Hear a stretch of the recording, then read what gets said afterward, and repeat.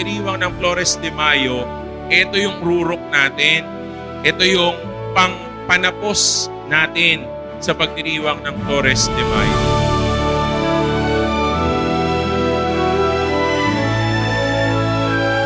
Pero tatandaan din po natin, mga minamahal na kadalagahan, hindi kayo ang focus ng prosesyon.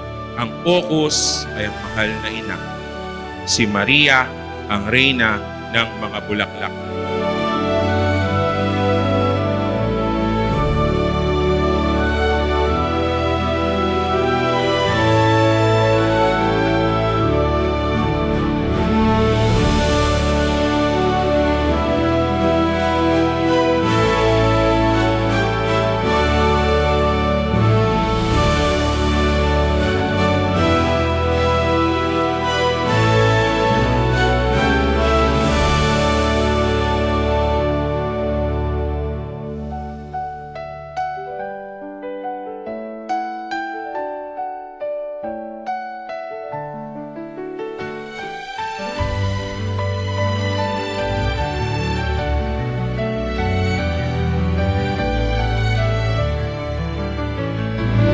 Tandaan po natin, si Maria, kasama na nila simula't sa simula pa.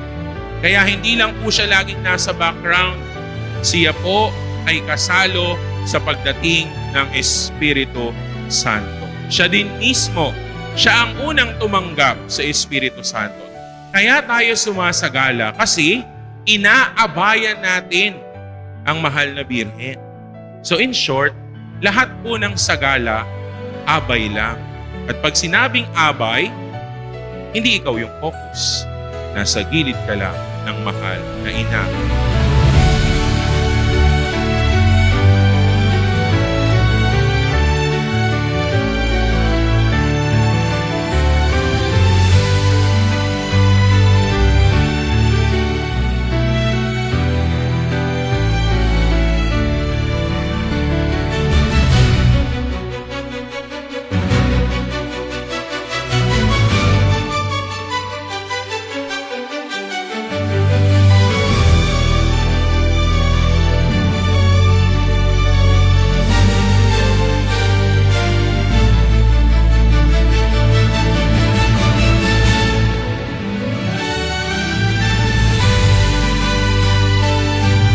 Salamat po sa support. Salamat po sa pag-contribute po sa ating celebration. Salamat din po na pinayagan niyo po akong mag-serve po as your hermano for this year. So, thank you very much and all for the glory of Mama Mary.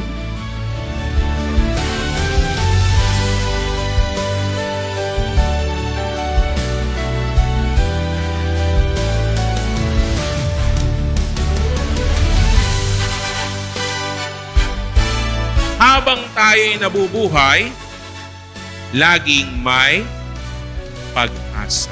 Kaya nga sabi natin, habang may buhay, may pag-asa. Kasi yun yung ibinigay ni Jesus sa atin, sa mga alagad, sa tagpo sa Ebanghelyo.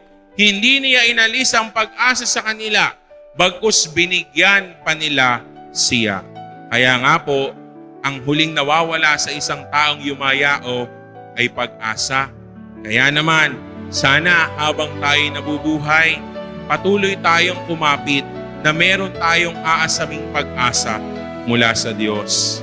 Ito po ang regalo ng Diyos sa atin, ang Espiritu Santo. Kaya naman, lagi nating hingin ng kanyang patnubay, paggabay, sapagkat siya ang ating tagapagtanggol at mga aliw. Ang Espiritu Santo ay hindi natin maihihiwalay sa Santisima Trinidad. Siya ang ikatlong persona. Hingin natin lagi ang pagkalinga ng Espiritu Santo sa ating buhay.